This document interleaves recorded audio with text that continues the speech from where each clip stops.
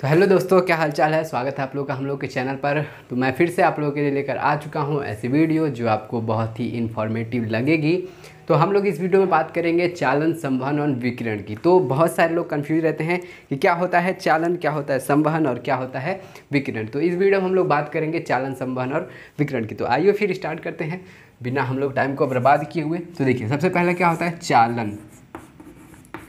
चालन, तो देखिए चालन क्या होता है, जब कोई भी पदार्थ हुआ, उस पदार्थ के जो कण होते हैं, जब एक कण से दूसरे कण में ऊष्मा जाती है तो उसको हम लोग क्या बोलते हैं, चालन बोलते हैं। फिर से देखिए, जैसे कि मान लीजिए ये कोई हमारा कण है, ये कोई हमारा कोई पदार्थ है, इसमें जो हमारे कोई कण होंगे, ये जितने भी ये सब हमारे क्या हैं, कण हैं, मॉलिक्यूल हैं। तो जब इस मॉलिक्यूल्स में ऊष्मा जो है वो एक से दूसरे में कण में जाती है, एक से दूसरे कण में जाती है, ऐसे एक कण से दूसरे कण में, एक कण से दूसरे कण में, एक से कण से दूसरे कण में, और अपने स्थान को बदलती रहती है ऊष्मा। तो यहाँ पर ऊष्मा आ जाती है, ऊष्मा यहाँ तक आ जाती है, तो इसको क्या बोलते हैं, चालन बोलते हैं। ठीक है, तो क्या होता है आप लोग समझ गए होंगे कि जब किसी पदार्थ में एक कण से दूसरे कण में जब ऊष्मा जाती है तो उसको हम लोग बोलते हैं चालन बोलते हैं। और चालन की सबसे खास बात ये होती है कि इसमें जो कण होते हैं, कण अपने स्थान नहीं बदलते हैं, कण अपने स्थान नहीं बदलते हैं।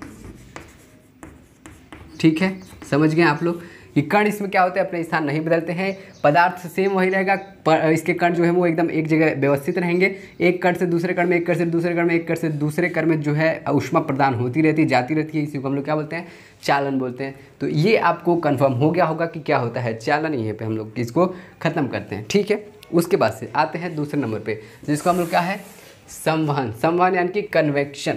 ठीक है, तो लिख लेते हैं उसको हम लोग यहाँ पर। इंग्लिश के साथ आप लोग हिंदी भी पढ़ते चले। ठीक है, संवहन, संवहन यानी कि कन्वेक्शन। ठीक है, कन्वेक्शन। ठीक है, तो ये क्या होता है, संवहन क्या होता है। तो देखिए, संवहन में जब कोई एक प्रकाश का स्रोत है, मान लीजिए ये हमारा कोई प्रकाश का स्रोत है और एक दूसरा मॉलिक्यूल्स है, एक कण है, ये कण के पास ऊष्मा नहीं है। ठीक है, तो यहाँ से ऊष्मा जो है वो बहुत, ये ऊष्मा का स्रोत है, समझिए ये ऊष्मा का स्रोत है और ये हमारा कोई कण है। तो ये कण यहाँ पर आएगा, ऊष्मा लेगा, यहाँ से फिर ऐसे निकल जाएगा।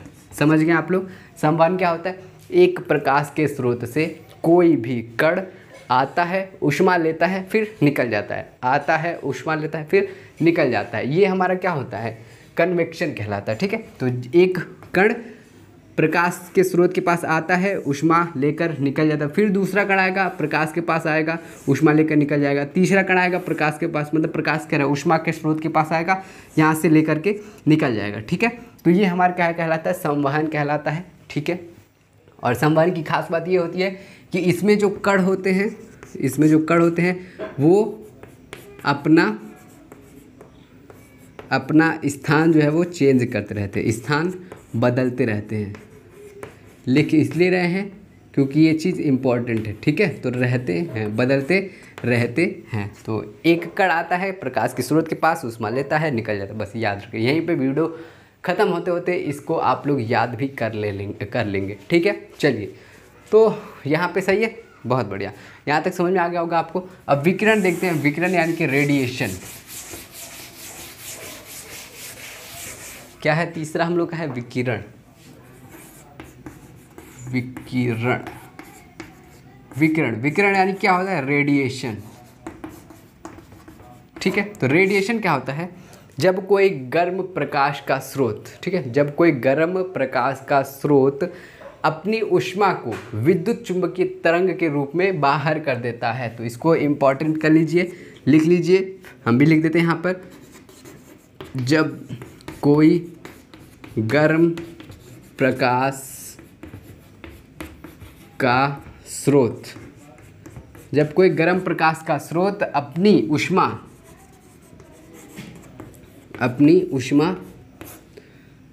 विद्युत चुंबकीय तरंग के रूप में निकाले, विद्युत चुंबकीय तरंग के रूप में निकाले, इम्पॉर्टेंट है, तरंग के रूप में निकाले, तो वो हमारा क्या कहलाता है, विकिरण कहलाता है। एग्जाम्पल में देख लीजिए, जैसे कि सूरज होता है हम लोग का, सूरज एक तरह व्यवस्थित है, एक जगह स्थित है, वो एक गर्म प्रकाश का स्रोत है और गर्म प्रकाश के स्रोत से ऊष्मा जो है वो निकलती है। ऊष्मा निकलती है किसके रूप में? विद्युत चुंबकीय तरंग के रूप में ऊष्मा जो है वो निकलती है। ठीक है, तो तरंग के रूप में निकले उसको हम लोग क्या बोलते हैं? विकिरण बोलते हैं। और विकिरण की जो खास बात होती है कि इसको चलने के लिए, इसे चलने के लिए माध्यम की आवश्यकता नहीं होती है, माध्यम की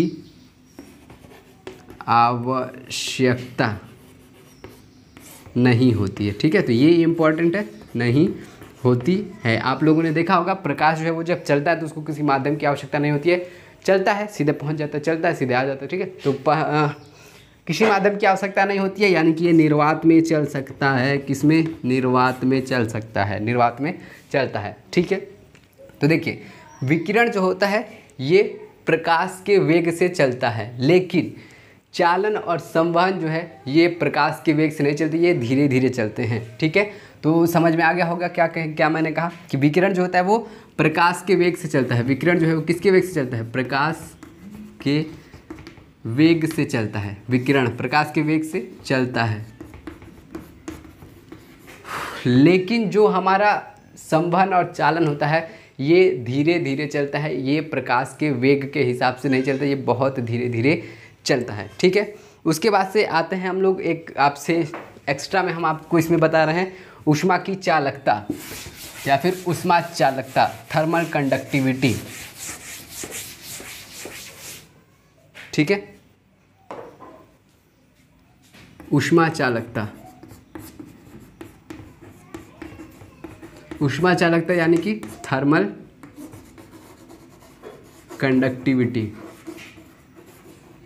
इसमें आपको मात्रक पूछता है इसका कि ऊष्मा चालकता यानी कि थर्मल कंडक्टिविटी का मात्रक क्या होता है, तो इसका मात्रक होता है जूल, जूल पर, ऐसे नहीं, जूल फिर जूल पर सेकेंड यानी सेकेंड इनवर्स और मीटर इनवर्स, ये होता है हम लोग का किसका मात्रक? तो ऊष्मा का मात्रक होता है, ऊष्मा का चालकता यानी कि थर्मल कंडक्टिविटी का मात्रक क्या होता है? जूल पर सेकेंड पर मीटर, या फिर कह सकते हैं जूल सेकेंड इनवर्स और मीटर इनवर्स बोल सकते हैं। ठीक है, और जो ऊष्मा चालकता होती है वो सबसे ज़्यादा किस में होती है? तो एल्यूमिनियम में होती है। ठीक है, किस में होती है? एल्यूमिनियम में। और कितनी होती है? लगभग 140 होती है, 140 होती है इसकी। ठीक है, SI का इसकी क्या है? जूल पर सेकेंड पर मीटर पर केल्विन, पर केल्विन भी है, यानी कि यहाँ पर एक। ठीक है, चलिए तो आपको ये याद रखना है कि ऊष्मा चालकता जो है वो उसका मात्रक जो होता है SI यूनिट क्या होती है? SI यूनिट जो होती है वो होती है पर सेकेंड, जूल पर सेकेंड पर मीटर पर केल्विन। ठीक है, तो यहाँ तक आपको समझ में आ गया होगा। और सबसे ज़्यादा थर्मल कंडक्टिविटी किसकी होती है? तो एल्यूमिनियम की होती है, लगभग 140 जूल पर सेकेंड पर मीटर पर केल्विन होती है। ठीक है, तो यहाँ तक आपको समझ में आ गया होगा। तो इस वीडियो हम लोग यहीं तक कंप्लीट करते हैं, बाकी मिलते हैं आपसे अगली वीडियो में। और वीडियो अच्छी लगी हो तो ज़रूर लाइक करिएगा और कमेंट में बताएंगे आप लोग की वीडियो कैसी लगी। तो मिलते हैं आपसे अगली वीडियो में, तब तक के लिए bye bye, tata, thank you.